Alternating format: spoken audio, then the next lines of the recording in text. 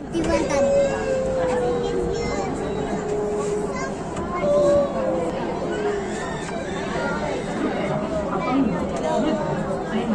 जागेसाठी प्राधान्य द्या.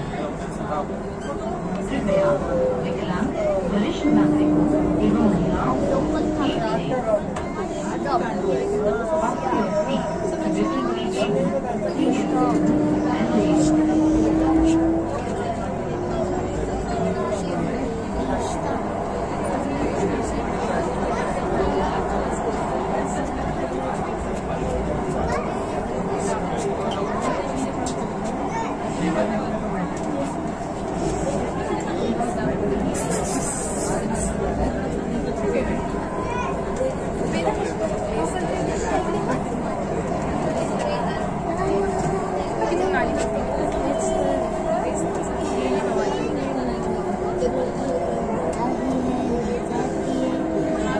मागे उभा राहा, दरवाजाला हात